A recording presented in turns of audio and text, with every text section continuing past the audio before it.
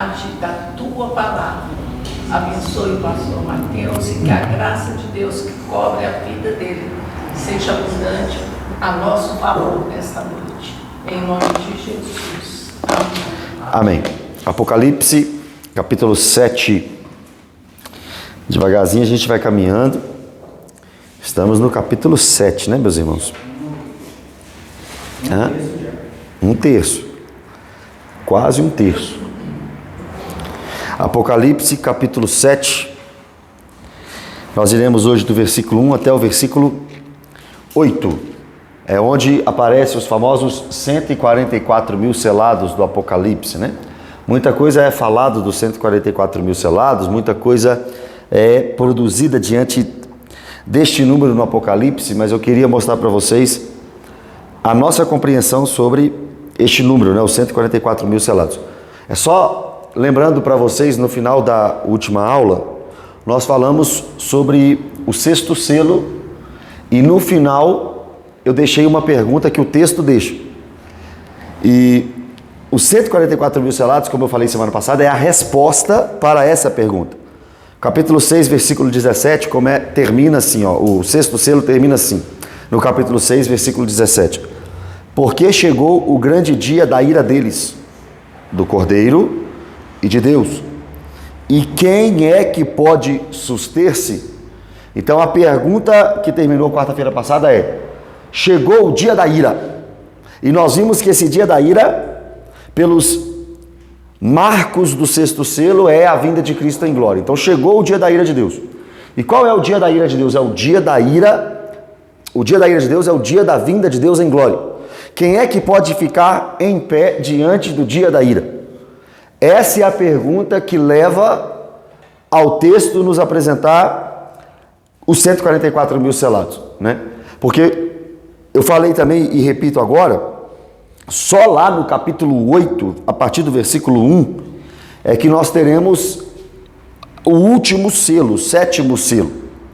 Só lá no capítulo 8, o capítulo 7 inteiro não trata de selo. O capítulo 7 trata de um intervalo, o primeiro intervalo do livro de Apocalipse. Está numa sequência, primeiro selo, segundo selo, quinto selo, sexto selo. Ao invés do texto continuar no sétimo selo, o texto dá uma pausa nos selos e o sétimo selo vai voltar lá no capítulo 8. E essa pausa é justamente por causa da pergunta do sexto selo. Quem é que pode ficar em pé diante do dia da ira? Exatamente os 144 mil. Quem são eles, né?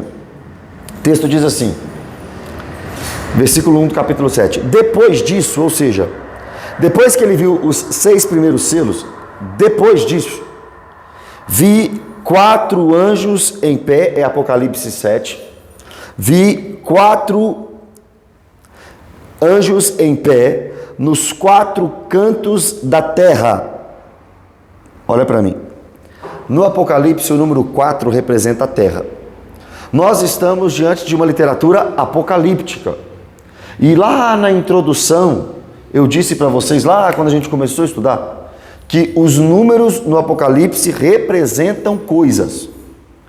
Não podem ser tomados literalmente, mas representam coisas. E aí eu volto lá na primeira aula. O número 4 é o número da terra. O número 6 é o número do mal. O número 12 é um número que representa o povo de Deus. O número 7 representa a perfeição de Deus. E nós temos 7 Espíritos de Deus, 7 igrejas, 7 selos, 7 trombetas, 7 taças. E agora aqui o número 4 representa a terra, a totalidade da terra, os 4 cantos da terra. E nesses 4 cantos da terra, o que João viu foi 4 anjos. 4 anjos nos 4 cantos da terra.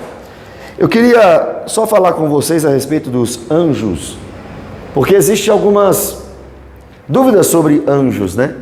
Quem foram os anjos? Quem são os anjos? O que é anjo? A palavra anjo, na verdade, significa mensageiro. E na Bíblia nós temos algumas categorias de anjos. Por exemplo, você tem arcanjos, você tem serafins, você tem querubins, Os arcanjos geralmente aparecem em momentos de batalha, são os que guerreiam. Os serafins, como Isaías 6, aparecem adorando a Deus. E os querubins aparecem, muito provavelmente em Ezequiel 1, como guardiões do trono de Deus. Então parece que existem essas diferenças de funções, né? Serafins, querubins e arcanjos. Todos eles anjos, porque a palavra anjo também significa mensageiro. Tanto é que no capítulo 1, os pastores das igrejas foram chamados de anjos, ou melhor, capítulo 2 e 3, anjos da igreja. Como anjos da igreja, ou seja, como mensageiros da igreja. Esses anjos que a Bíblia menciona para nós, só a título de curiosidade, no Antigo Testamento nós temos 109 referências sobre os anjos. No Novo Testamento nós temos 175 referências sobre os anjos. Hebreus mostra para nós que eles são espíritos. Lucas mostra para nós que eles são mensageiros. A Bíblia mostra para nós em Salmos, em Jó, em Neemias e em Colossenses que os anjos têm suas origens desde a fundação do mundo. Por nomes na Bíblia, eu estou falando aqui rápido, né? Você vai dar pause no YouTube depois e vai anotar tudo isso. Por nomes, nós temos anjos sendo chamados na Bíblia como Gabriel, Miguel. Nós temos a Bíblia apresentando para nós todos os anjos diante de Deus. Nós temos Deus dando ordem aos anjos para que sirvam o seu povo. O número dos anjos, quantos anjos Deus criou? A Bíblia só diz que é milhares de milhares. A Bíblia diz também que os anjos adoram a Deus. A Bíblia mostra algumas aparições de anjos. Ela diz que os anjos são seres radiantes. Às vezes, a Bíblia mostra anjos com forma humana na Bíblia, Gênesis 18 e 19. Nós temos anjos nos Salmos e no Novo Testamento servindo a Deus. A Bíblia diz que nós julgaremos os anjos. Quais anjos? Aquilo que a Bíblia chama de anjos caídos. E a Bíblia também diz que existem os anjos eleitos. O que seria um anjo eleito? Aquele que permaneceu firme e não caiu junto com Satanás em sua rebelião. Então tudo isso a Bíblia nos fala sobre os anjos. Foram criados por Deus desde a fundação do mundo. Estão a serviço de Deus para o bem dos seus. A Bíblia mostra para nós, em Mateus 18 também, crianças sendo guardadas por anjos. Não acredito na ideia de anjo da guarda, mas eu acredito que o anjo guarda. Não acredito que cada pessoa tenha o seu anjo da guarda. Não temos isso nas Escrituras. Mas nós temos nas Escrituras anjos que guardam o povo de Deus. E dará ordem aos seus anjos a teu respeito, etc, etc. Salmo 91, Mateus 4. Nós temos milhares e milhares, como eu disse, né? Esse é o número dos anjos. E várias outras referências bíblicas sobre anjos. Vale a pena você depois no YouTube pausar tudo isso que eu falei, anotar e tentar estudar um pouco sobre essa ideia de anjos, porque é chamado, né, de angelologia. É alguma coisa assim, é chamado de alguma coisa assim. E você vai aprender muito sobre o anjo. Essa matéria na teologia é muito legal, apesar de não termos todos os detalhes dos anjos, mas dá pra gente pegar muita coisa sobre os anjos. Desses milhares e milhares, João está vendo aqui apenas 4. Apenas 4. E desses 4, a ordem é para que eles estejam nos 4 cantos da terra. Agora, olha o que eles estão fazendo nos 4 cantos da terra. Conservando seguros os 4 ventos da terra. 4 anjos, 4 cantos e 4 ventos. Então parece que aquilo que João está vendo aqui é uma ação de Deus de forma global. Nós não podemos entender que O que iremos ver daqui para frente é uma situação regional, não é uma situação regional. É algo global, para o mundo inteiro, os 4 cantos da terra. Alguns compreendem que esses 144 mil selados vão aparecer no momento da grande tribulação e apenas para Israel. É uma linha que entende que os 144 mil dizem respeito apenas à nação de Israel. Mas nós veremos aqui que isso que vai atingir todo o mundo, esses 4 ventos estão diante de toda a terra, não só da nação de Israel, e daqui a pouco isso vai ficar ainda mais claro. Olha o texto. Para que nenhum vento soprasse sobre a terra, nem sobre o mar, nem sobre árvore alguma.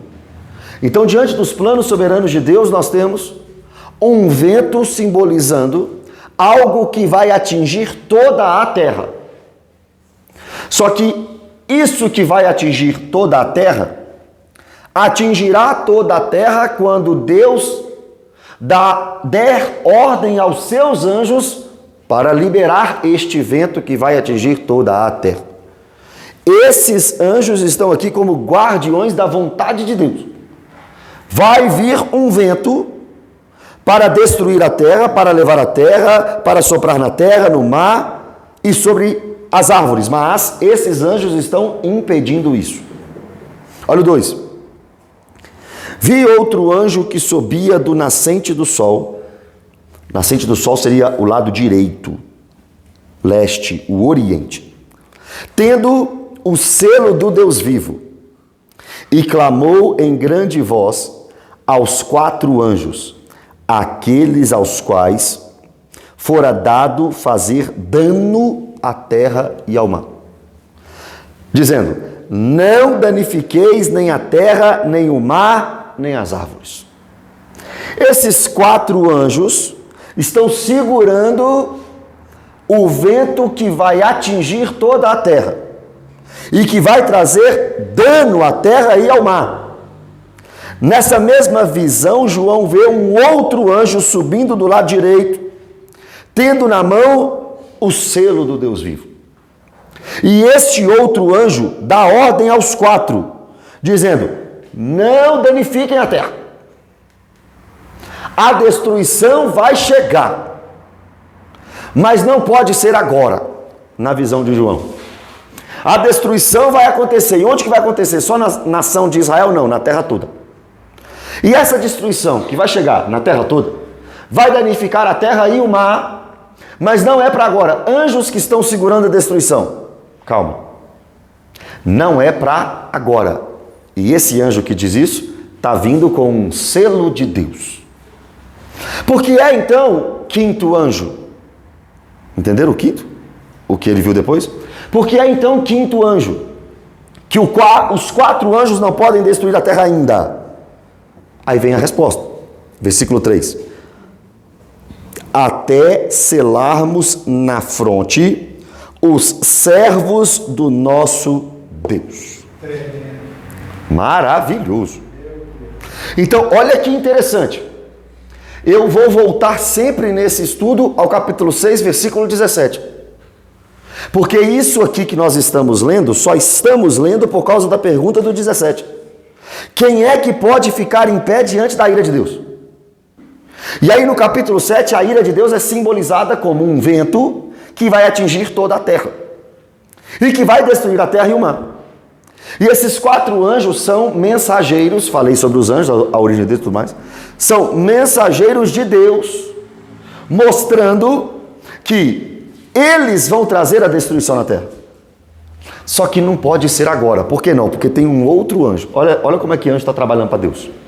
Um anjo trabalha para trazer selo, outro anjo trabalha para trazer juízo, outro anjo trabalha para trazer misericórdia, outro anjo trabalha para guardar o crente, outro anjo trabalha para adorar a Deus, outro anjo trabalha para dar notícia que Jesus ia nascer. Os anjos estão trabalhando.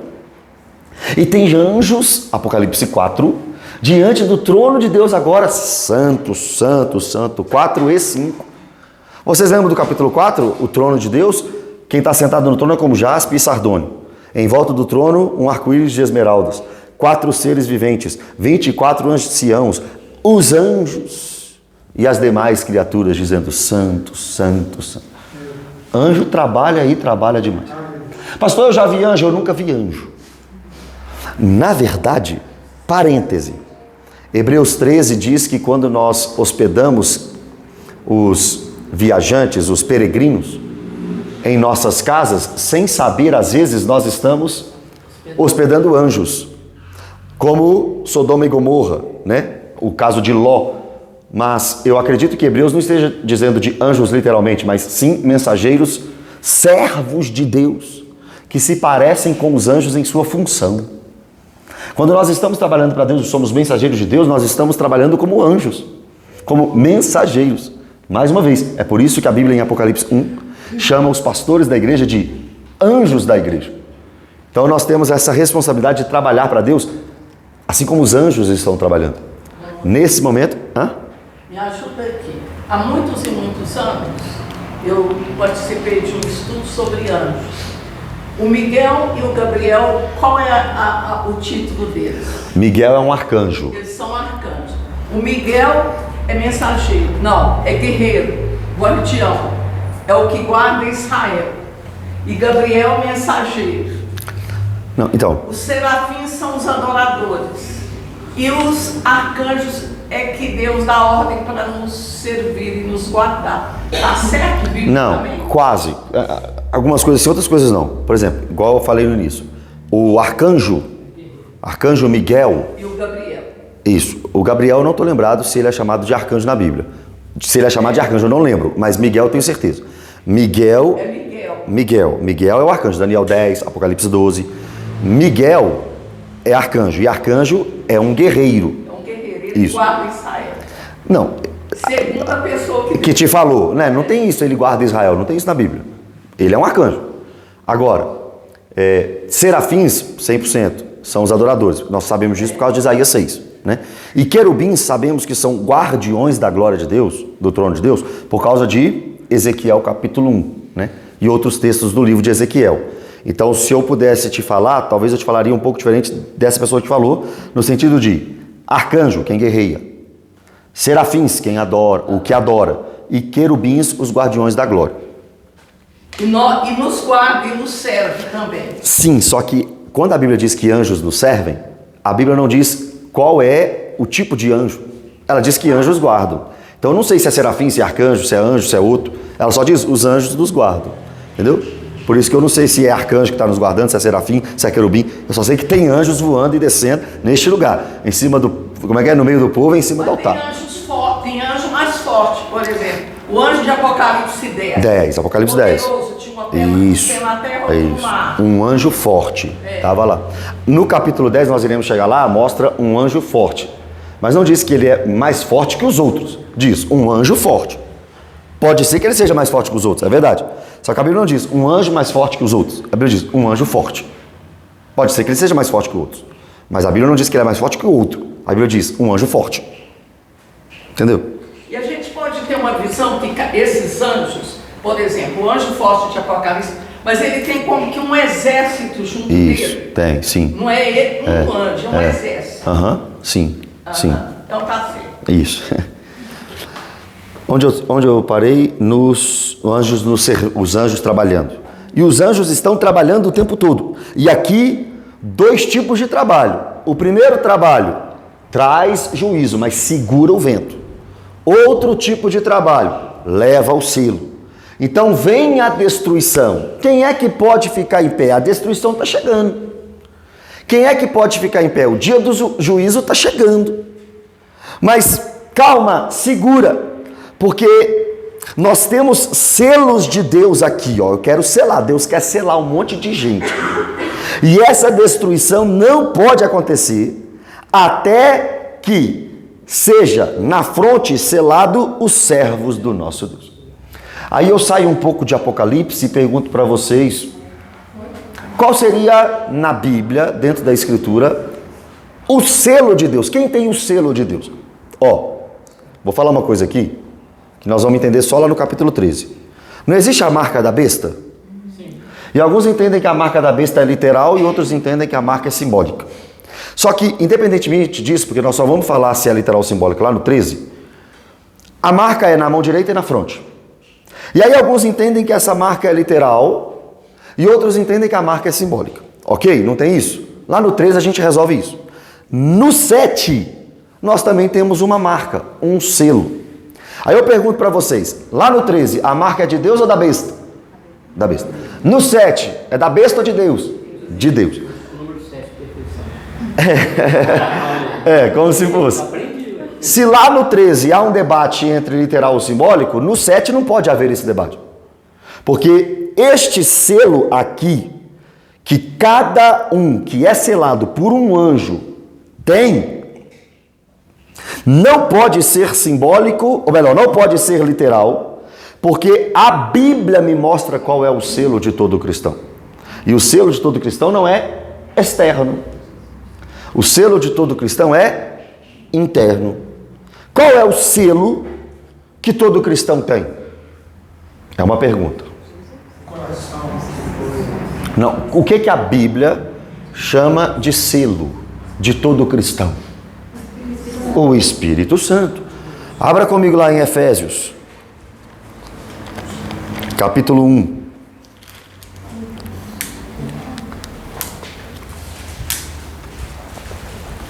Vamos do 11.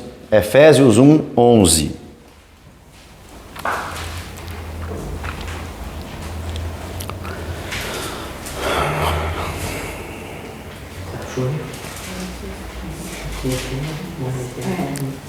Efésios capítulo 1, versículo 11. Tá dando para entender, gente? Sim. Tá ou não? 2 responderam. Não, não. Hã? Não, é 1:11. Mas calma, eu vou explicar. Efésios 1:11. Pode deixar aí que eu vou explicar aí. Primeiro eu estou perguntando, tá dando para entender o que eu estou falando aqui? Sim. Efésios 1:11.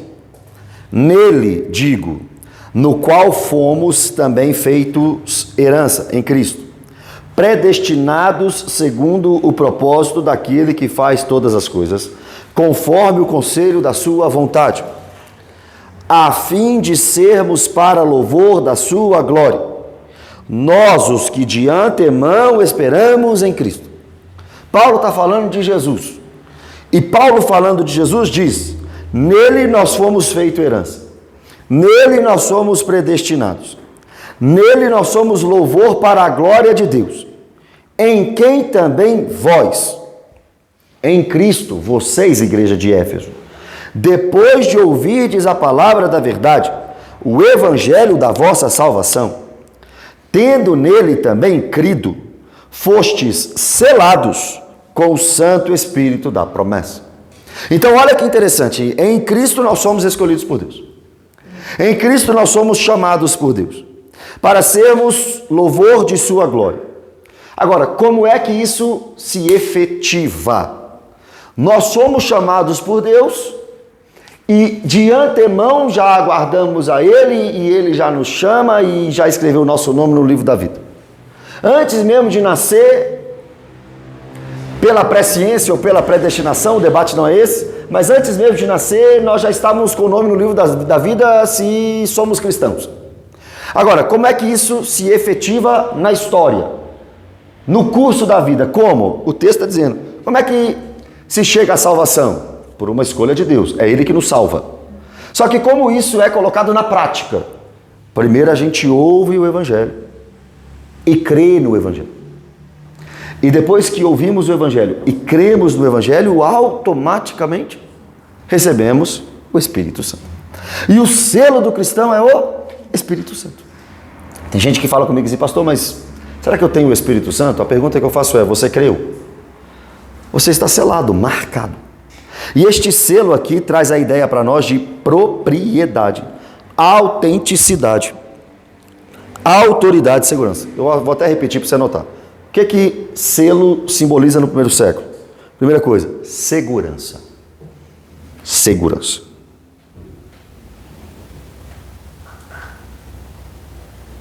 Segunda coisa, autenticidade. Primeiro, segurança. Segundo, autenticidade. Segurança, autenticidade. Terceiro, domínio. Segurança, autenticidade, domínio. E o quarto, autoridade. Segurança, autenticidade, domínio e autoridade. O selo, então, é uma marca oficial de identificação. Marca oficial de identificação. É como se fosse um carimbo. É um carimbo de pertencimento. A autoridade máxima, o imperador escreve uma carta, está lá o selo dele. Tem um animal lá, é o selo do imperador. Tem algo que pertence ao império, tem o selo do imperador. Então o que o texto está dizendo para nós de Efésios, ligado ao Apocalipse, é: quem ouve o Evangelho e quem arrepende dos seus pecados e crê em Jesus, agora está selado. Agora, este selo do Espírito Santo em nós é o que nos faz, irmãos, dormir em paz. Porque olha o versículo 14. Este selo, o Espírito Santo, o qual é o penhor da nossa herança, até ao resgate da sua propriedade, em louvor da sua glória. O que o Espírito Santo é em nós? Primeiro, consolador, é quem nos convence, é Deus em nós, é tudo isso que a Bíblia mostra. Outro consolador, né, como Jesus disse, né? Só que ele também é o penhor. Se eu tenho o Espírito Santo, o que é penhor? É pagamento antecipado. E este pagamento está antecipado até que dia? Até ao resgate da propriedade. Trocando em miúdos, o que eu estou falando aqui para vocês é: irmãos, não precisa ter medo de perder a salvação, porque nós não iremos perder. Porque ela não depende de nós, ela depende do Espírito Santo em nós. Ah, pastor, mas e quem veio para a igreja, viveu na igreja e agora está lá no mundo? Eu não estou falando disso, porque isso é falso crente. 1 João 2,19, eles saíram do nosso meio, porque na verdade nunca foram dos nossos. Se tivessem sido dos nossos, permaneciam.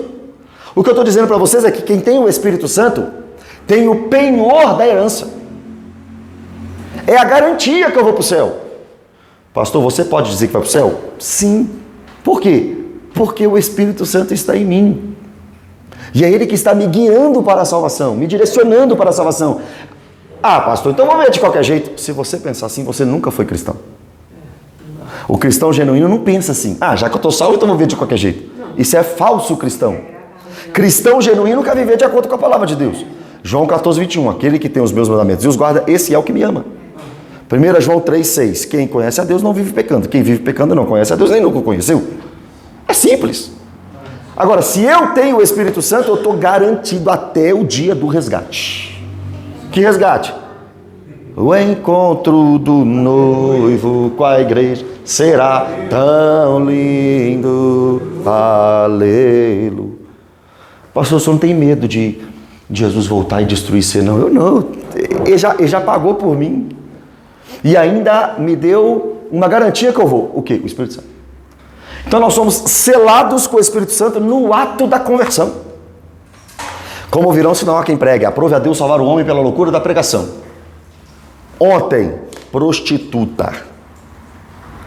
Hoje, ouviu a palavra e creu. Hoje mesmo, selada com o Espírito Santo, é uma noiva do Senhor, é uma santa mulher de Deus. Só Deus pode fazer isso. Só Deus pode fazer isso. E a sociedade? A sociedade não vai te perdoar, não. A sociedade não vai acreditar na sua conversão, a sociedade não vai acreditar que você mudou, a sociedade não. Mas e lá no céu? Lá no céu seu nome está lá, salvo. Ontem matei 10 pessoas. Hoje estou arrependido de verdade. Encontrei Jesus. Salvo. E qual que é a garantia disso? O Espírito Santo em nós. Por que é que eu fui para Efésios 1:3? E se você está anotando, você também pode anotar Efésios 4:30, que também fala do Espírito Santo como selo. Efésios 4:30. E você também pode colocar 1 Coríntios. Eu vou deixar você falar, tá, Bernardo? Pera aí. 1 Coríntios.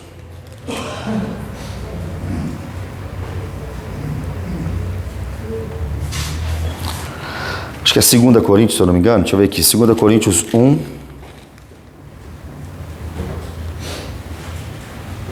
21 e 22. 2 Coríntios 1, 21 e 22.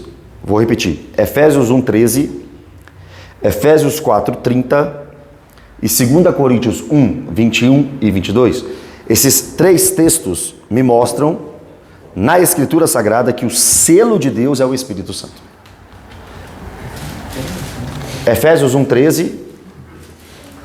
Efésios 4, 30.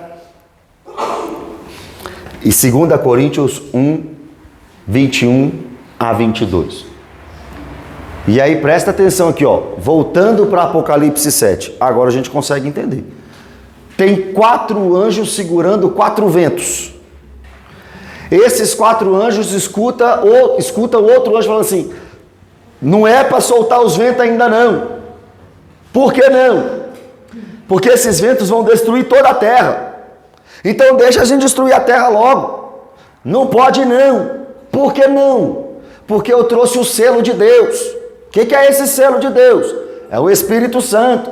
E o que você vai fazer com ele? Vou selar um monte de gente na terra e ainda não terminei de selar, então não destrói tudo não. Porque ainda tem gente convertendo, porque ainda tem gente ouvindo a palavra, porque tem gente ainda arrependendo dos pecados. Então quem é que pode ficar em pé diante do sexto selo? Quem? Quem tem o selo de Deus. E quem tem o selo de Deus? Quem recebe o Espírito Santo. E quem recebe o Espírito Santo? Quem arrepende dos pecados. E quem arrepende dos pecados? Esse está salvo. Então esse não receberá a ira do Cordeiro. Então não derrama a ira ainda não. Vamos salvar quem Deus quer salvar ainda. Amém? Bernardo, você queria falar?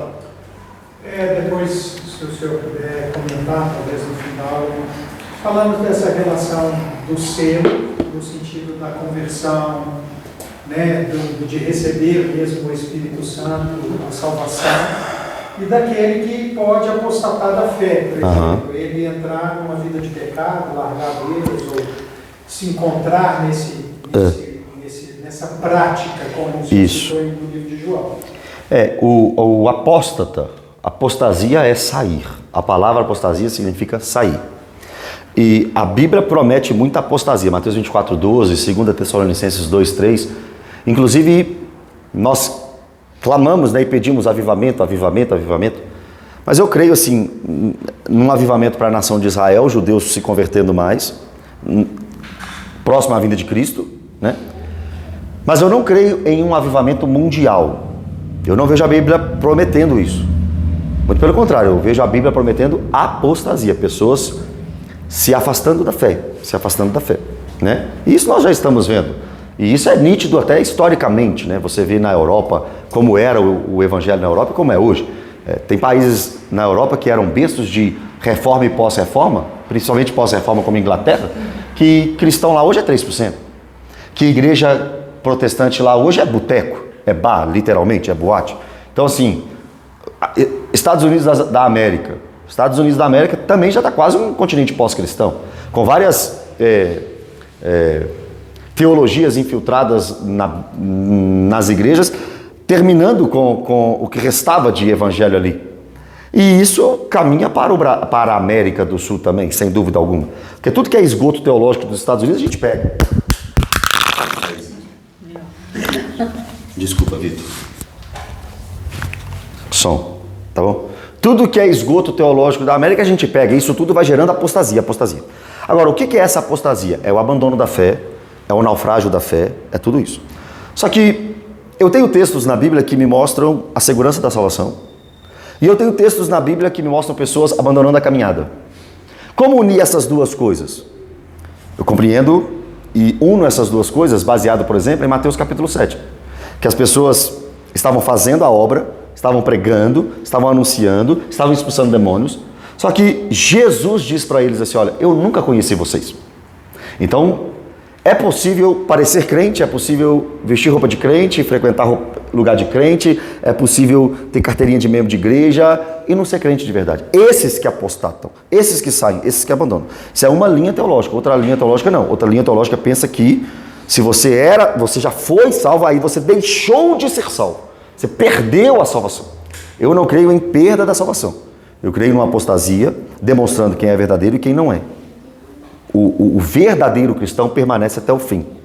Permanece até o fim. O falso cristão é que vem, é iluminado, é experimentado nas coisas espirituais, mas deixa o caminho. Um exemplo disso é a parábola lá do semeador, onde 4 tipos de pessoas ouviram a palavra, mas só um tipo frutificou a 30, 60 e a 100 por um. O resto foi sufocado e foi deixando, né? Então isso é essa ligação que eu faço entre apostasia e permanência na salvação. Ok, meus irmãos? Então é isso.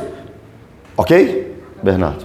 Então vai chegando a destruição, mas calma, quem é que pode ficar em pé diante disso? Quem é que pode ficar em pé diante da ira de Deus? Quem é que pode? Só um tipo de pessoa pode.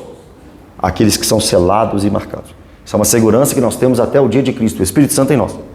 A Bíblia em Romanos 8 diz que estou bem certo de que nem a morte nem a vida, nem anjos, nem principados, nem o presente, nem o porvir, nem a altura, nem profundidade, nem qualquer outra criatura poderá nos separar do amor de Deus que está em Cristo Jesus, o nosso Senhor. Judas, versículo 24, diz que Ele é poderoso para nos guardar de tropeços. Então nós estamos seguros porque o Espírito Santo habita em nós.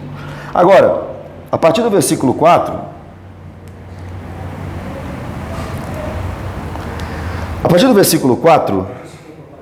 pode falar, meu irmão. É por isso que Davi fala assim, não retires de mim o teu Santo Espírito, né? Quando ele não se arrepende e ele reconhece, né? Você estava aqui domingo? Então, por exemplo, se é possível que o Espírito se retire, não poderíamos comparar, por exemplo, com o livro de João, que diz que aquele que peca é do diabo e aquele que vive pecando não nasceu de novo, no sentido de que, eu entreguei a vida para Jesus, mas eu não ando com o Senhor, porque, como o Senhor já comparou. Então, outro dia eu estava com os irmãos discutindo isso, né? Porque, nesse sentido, eu entendi perfeitamente. Porque se o selo vem novamente, seria, entendeu? Entendi perfeitamente. A segunda parte da sua fala, eu concordo 100%. Existe quem é de Deus e quem não é, e João diz que existem pessoas que são do maligno. Por quê? Porque vivem na prática do pecado. Agora, voltando a Davi, eu preguei sobre esse texto domingo retrasado, e quando Davi diz no versículo 11, né? Não me repulses da tua presença e não me retires do teu Espírito Santo. Muitas pessoas dizem, tá vendo?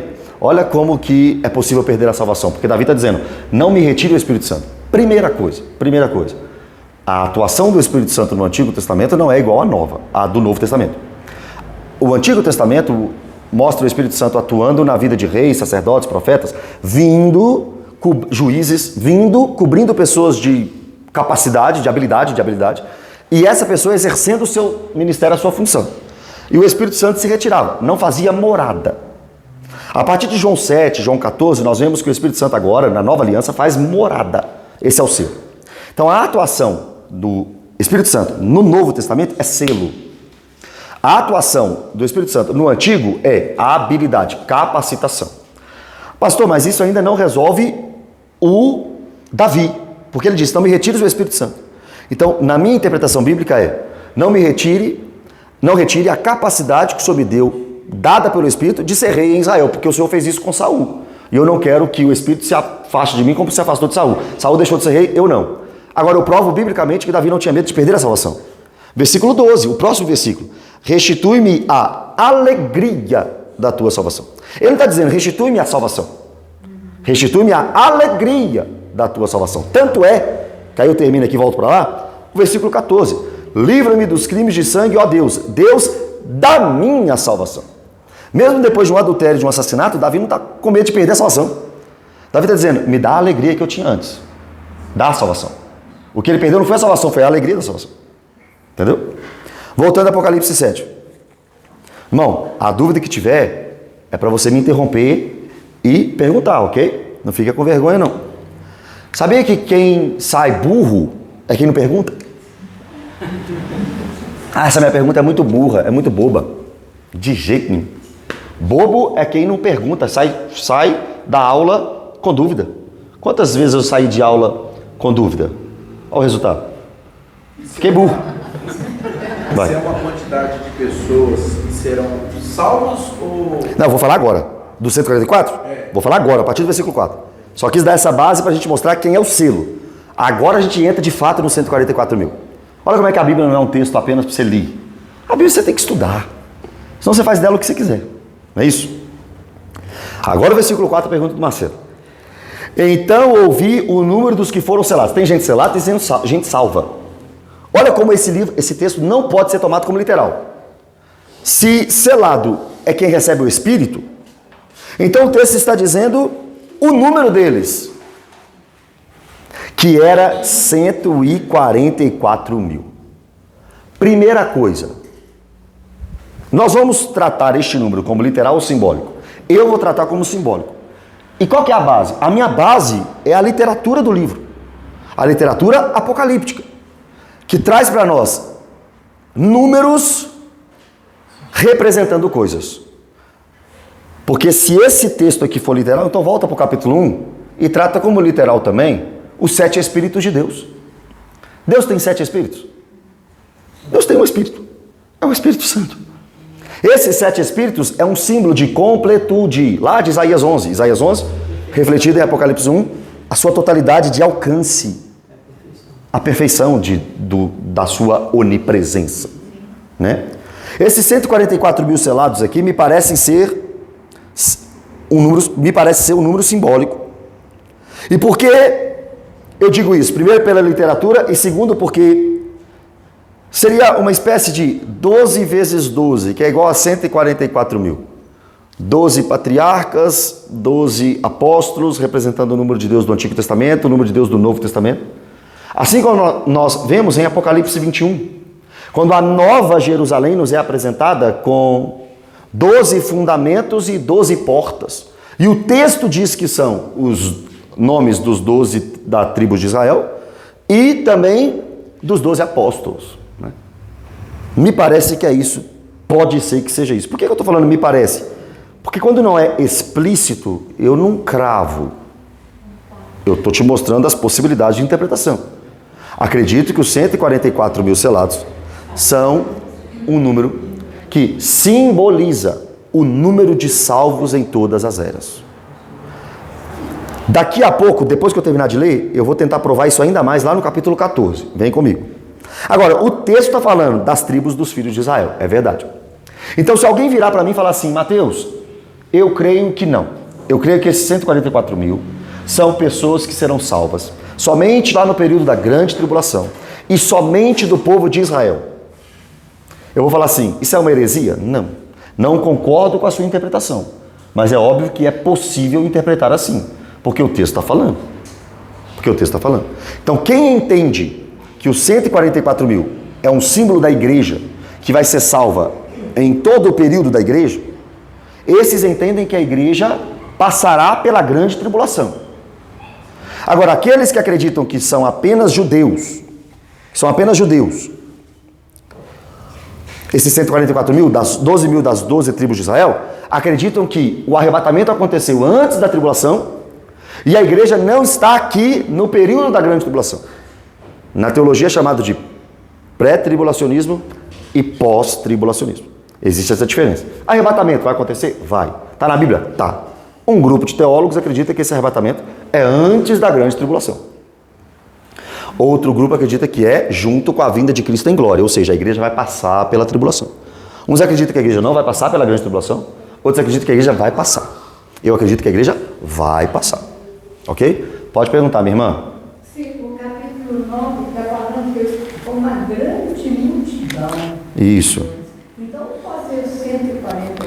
Mas Grande multidão. essa grande multidão é quarta-feira que vem. Aí você vai compreender. Não fica em paz. Gente, segue comigo versículo por versículo. Mas essa aí, Isabel, nós vamos falar dela. Só que quarta-feira que vem. Para a gente entender se é o mesmo grupo, se não é, se faz parte, se não faz. Semana que vem a gente vai entender ela. Ok? Não, tá certo. Mas nós vamos chegar lá e quando chegar lá a gente vai entender mais. Pode falar, meu. Você testemunho de Jeová. O número literal só vão ser salvos. Testemunho de Jeová. Não sei se é esse número. Não, aceita é a testemunha de Jeová. As testemunhas de Jeová. Elas entendem. Os TJs, que fica aí batendo na nossa porta todinha. Os TJs acreditam. Na verdade, isso era um início. No início de sua teologia, Eles acreditavam que 144 mil apenas seriam salvos, e os 144 mil são eles. Só que eles passaram, né, de 144 mil, o número é maior agora, e eles fizeram uma releitura disso. Essa releitura eu não tenho certeza de como eles entendem, mas eles já deixaram a ideia de que só 144 mil serão salvos. Ok? De todas as tribos dos filhos de Israel. Aí aqui, meu irmão, do 5 a 8, ele vai listar para nós as tribos de Israel e vai falar 12 mil de cada tribo e tal. Só que tem muitos problemas aqui nessa lista e eu vou tentar te explicar para ver se você não toma como literal, igual eu não tomo também. Ó. Da tribo de Judá foram selados 12 mil, da tribo de Rubem 12 mil, da tribo de Gade 12 mil, da tribo de Azer 12 mil, da tribo de Naphtali 12 mil, da tribo de Manassés 12 mil, da tribo de Simeão 12 mil, da tribo de Levi 12 mil, da tribo de Issacar 12 mil, da tribo de Zebulon 12 mil, da tribo de José 12 mil, da tribo de Benjamim foram selados 12 mil. Vocês sabem muito bem quem são os líderes das tribos de Israel, não sabem? Eles são filhos de quem? Judá? Não, Judá é um deles. De Jacó. Abraão com Sara tem Isaac. Isaac com Rebeca tem Jacó e Esaú. Deus escolhe Jacó para de Jacó vir as tribos. Olha para você ver. Raquel, Lia, Bila e Zilpa. 4 mulheres deram origem às tribos de Israel. Pastor, posso ter 4 mulheres? Não. Só pode ter uma. Tem que explicar. Hoje tem que desenhar, senão o povo não entende. Escuta. A Bíblia narra erros de homens, mas não mas não defende que é certo. A Bíblia está narrando como as coisas aconteceram. Não está dizendo que é assim. Abraão mentiu no Egito. Posso mentir? Não pode. Jacó enganou o pai. Posso enganar? Não. A Bíblia está narrando. São homens imperfeitos. Deus usando homens imperfeitos. Não era doutrina Jacó ter 4 mulheres.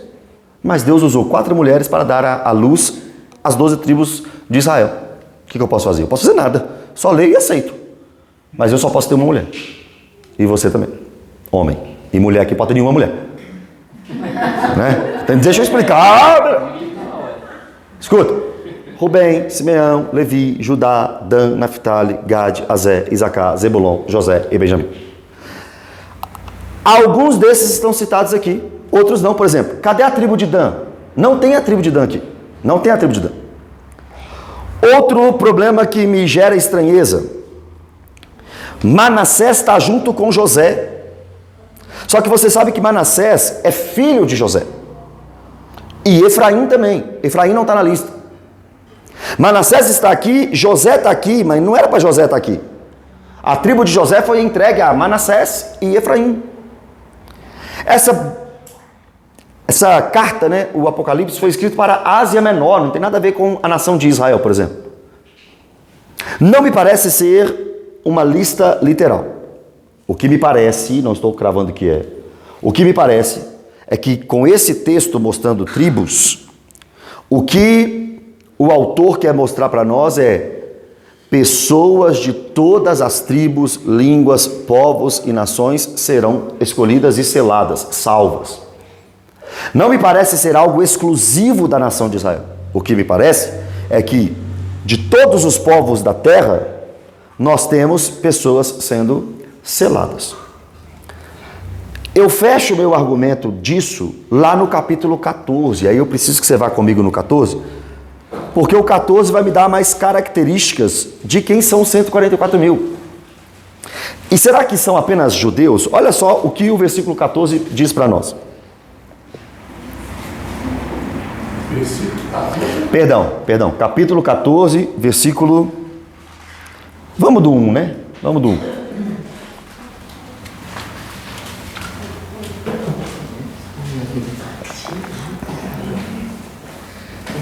Apocalipse capítulo 14, versículo 1. Todos acharam? Olhei e eis o Cordeiro em pé sobre o monte Sião, e com ele 144 mil, tendo na fronte escrito o seu nome e o nome de seu pai. Esses 144 mil estão marcados, estão selados, né? Ouvi uma voz do céu como voz de muitas águas, como voz de grande trovão. Também a voz que ouvi era como de harpistas quando tangem a sua harpa. Entoavam um novo cântico diante do trono, diante dos 4 seres viventes e dos anciãos. E ninguém pôde aprender o cântico, senão os 144 mil, correto? Primeira característica, que foram comprados da terra. Os 144 mil, a primeira característica deles, comprados da terra. Comprados por quem? Qual sangue compra pessoas? Atos 20 e 28. O sangue de Jesus. Esses 144 mil, eles foram comprados da terra. São estes os que não se macularam com mulheres, porque são castos. O que é mulher no livro de Apocalipse? Nós temos algumas. A grande meretriz, a noiva, a mulher que deu à luz ao Messias. Por eliminação, qual é o problema de nos relacionarmos com o povo que deu origem ao Messias? Qual é o problema de relacionarmos com a noiva de Cristo? Pelo contrário, nós somos a noiva. Qual é a mulher no livro de Apocalipse que a gente não pode se relacionar? A grande meretriz, Apocalipse 17, que é um sistema luxurioso e vaidoso contra o povo de Deus. Então esses 144 mil foram comprados da terra e também não se envolveram com essa mulher. Agora, irmãos, presta atenção, vê se é só judeu. São eles os seguidores do Cordeiro, por onde quer que vá. Os 144 mil tem uma característica, seguidor do Cordeiro. Seguidor do Cordeiro é quem? Quem é o Cordeiro? E quem segue o Cordeiro é o quê? Que recebeu um nomezinho. Quem segue o Cordeiro? Quem é o Cordeiro? Cristo. Quem segue Cristo é cristão. Compreendo que os 144 mil são cristãos, a igreja. Agora, outra característica, esses 144 mil são os que foram remidos de dentre os homens. Remidos, comprados, resgatados. Primícias para Deus e para o Cordeiro. Outra característica, e não se achou mentira na sua boca. Não tem mácula neles, ou seja, eles foram justificados, declarados sem culpa. Então esses 144 mil do capítulo 7 eu compreendo ser um símbolo para salvos durante este período que chamamos de primeira e segunda vinda de Cristo. Compreendo que pode ficar em pé diante do Cordeiro quem foi selado. Pode ficar em pé diante da ira do Cordeiro quem tem o Espírito Santo. Não passará pela ira de Deus naquele grande dia quem tem a marca da promessa, quem tem o Espírito Santo. Compreendo ser a igreja. Pastor, mas pode ser judeus? Pode. Mas judeu convertido hoje é o quê? Se um judeu converter hoje, ele é o quê, irmão? Ele é cristão. Judeu convertido é cristão. Brasileiro convertido é cristão. Nós temos uma teologia que separa muito os povos e eles não dizem isso claramente, mas parece que Deus tem 2 povos, Israel e a igreja. Mas eu tento compreender que é um povo só, porque Israel, país é Israel, país. Mas todo de Israel que é salvo, agora é igreja. Efésios capítulo 2 diz que a barreira de separação entre esses 2 povos foi quebrada na cruz. Deus não vai salvar fulano e beltrano só porque ele é judeu. Muito pelo contrário, Paulo bate nisso. Nem todos de Israel são verdadeiramente israelitas. Um judeu não está salvo agora porque ele tem sangue de Abraão. Pelo contrário, o judeu está condenado agora. Ele precisa receber Jesus como Salvador para ser salvo. Compreendo que Deus tenha alguns tratamentos ainda com a nação de Israel, no sentido de quanto mais chegar à vinda de Cristo, mais perto da vinda de Cristo, mais judeus se converterão, eu creio nisso, por causa de Zacarias 12, 13 e 14, e por causa de Romanos 11. Esses 2 textos me mostram avivamento na nação de Israel. Agora, existem outras promessas na Bíblia para a nação de Israel que, na minha visão, já se cumpriu, e que eu não consigo ver Israel como um relógio de Deus, né? Não tem esse Israel é o relógio de Deus. Eu não consigo compreender Israel como os marcos das profecias bíblicas. E muitos compreendem assim, eu não consigo. Exemplo, em Mateus 24 a Bíblia diz, observai a figueira, quando ele está falando dos sinais do fim. E figueira no Novo Testamento é sim um símbolo para Israel. Observai a figueira, então fique de olho em Israel, o que aconteceu em Israel. Só que Lucas 21 diz assim, observai a figueira e todas as demais árvores e todas as demais nações. Quando a Bíblia diz em Apocalipse 7 que a destruição virá sobre a terra, não diz sobre Israel, diz sobre os 4 cantos da terra. A Bíblia também mostra para nós que os sinais do fim, o princípio das dores, é em todo o mundo, não só na nação de Israel. Então compreendo que existem sim sinais que abrangem Israel, mas que é para todo mundo. Pode falar. Sim, eu ainda estou confusa nisso do 144. Isso sempre me confundiu quando eu li. Porque eu sinto, não sei, porque aqui, ó, eles cantavam como eles não foram, porque eles são vivos. Esses são os que não foram contaminados com mulher, porque são virgens. E na sua boca não se acha andando. Muitos de nós temos muito engano. Eu sou muitas vezes enganada. Então, essas coisas me confundem. Será que esses 144 mil ainda não vão surgir? Não, eu compreendo que não, porque quando a Bíblia diz assim, olha, e na sua boca não tem mentira. Olha que explicação maravilhosa na continuação. Não tem mácula. O que o texto quer ensinar para nós não é que você não é enganado, eu não sou enganado, que a gente não mente, não é isso. Mas em nós não há mácula.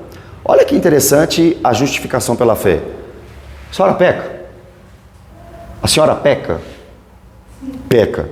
Só que não há mais condenação na sua vida diante desse pecado. Você foi justificada dele. Justificada significa declarada sem culpa diante de Deus. Só que como é que eu posso ser sem culpa diante de Deus pelas minhas mentiras, se eu minto ainda hoje? Como? O sangue de Jesus nos purifica de todo pecado. Então, o que esse texto está dizendo é, esses foram remidos, resgatados, comprados de entre a terra. Os nossos pecados são dignos de arrependimento, precisamos mudar, precisamos consertar. E precisamos pedir perdão a Deus. Só que diante de um plano salvífico, esse pecado que eu cometo hoje foi pago por Jesus na cruz. Isso não é uma permissão para viver pecando. Quem vive pecando não conhece a Deus, nem nunca conheceu. Só que eu posso ficar tranquilo, triste pelo meu pecado, mas tranquilo, porque Jesus morreu justamente por causa dele. Então esse não tem mácula, não é que não peca, mas é que diante de Deus não há mais culpa. Qual é a culpa da Isabel que peca todo dia? Isabel peca. Ô Isabel, a senhora peca, hein? Qual é a culpa sua diante de Deus desse pecado? Não tem culpa. Por que não? Porque Jesus pagou a culpa. Isso na doutrina é chamado de justificação pela fé. Romanos 5, justificados, pois, mediante a fé, temos paz com Deus, por meio do nosso Senhor Jesus Cristo. E não entristeçar o Espírito Santo? Não entristeçar. A gente pode. É, claro que pode. A gente não está aqui mesmo. Podemos diminuir a ação do Espírito Santo, podemos entristecer o Espírito Santo, podemos diminuir a nossa intimidade com o Espírito Santo. Tudo isso é um pecado. Tudo isso é um pecado. Mas ao mesmo tempo, esse pecado foi pago por Jesus na cruz. Uma coisa não anula a outra. São duas verdades que caminham juntas. Não é para viver pecando não, porque o Espírito Santo não quer isso para a gente não. Mas ao mesmo tempo, Jesus pagou por eles. Não perdemos a salvação, mas podemos perder a intimidade. Podemos deixar de ser usados. Podemos perder a ousadia e a intrepidez. Né? João 10, 16, 17 também está colocando essa situação de outras, não só Israel. Lê aí. Ainda tem outras ovelhas, não desse aprisco. A mim me convém conduzi-las, elas ouvirão a minha voz, e então haverá um rebanho e um pastor. Por isso o Pai me ama, porque eu dou a minha vida para reassumir. Aí não tem uma parte que fala, e aí terá só um rebanho e um só pastor? É nesse texto, né? É isso mesmo, exatamente isso. Olha lá, João 10, Jesus está falando assim, olha, quem é ovelha ouve minha voz. E quem não é ovelha dá ouvido aos mercenários. Só que eu tenho ainda outras ovelhas, não deste aprisco aqui. Eu vou lá buscar elas, vou reunir todas, e aí só vai ter um rebanho, judeu e gentio. Só tem um rebanho, chamado aqui, igreja, noivo. E um só pastor, que é Jesus Cristo de Nazaré. Vai falar sobre a videira, porque nós fomos 11. Exatamente. Eles são os ramos naturais. Isso é verdade. Mas nós fomos enxertados. E aí nós vemos o plano da salvação. Ele veio para os que eram os seus, mas os seus não receberam. Mas a todos quanto receberam, deu-lhes o poder de serem feitos filhos de Deus. Romanos 9, 10 e 11. O que é? Termino aqui, tá? O que é? O judeu rejeita, o gentil converte, e por causa da conversão do gentil, os judeus voltam para Cristo. Nós estudamos isso quando estudamos Romanos aqui. É o plano de salvação. Mas Deus não poderia ter feito tudo isso sem o judeu rejeitar? Poderia. Então por que ele não fez? Deixa eu pensar aqui teologicamente. Porque ele não quis. Porque ele não quis. Amém? Pode falar. Alguém tem uma pergunta? Você. Definição de macro. Sujeira. Sujeira, pecado, condenação. Amém, irmãos? Por exemplo, defeito. O cordeiro pascal não poderia ter mácula, não poderia ter mancha, não poderia ser manco, não poderia ser mancha, não poderia ter sujeira, defeito. Vamos orar? Semana que vem, então, a grande multidão.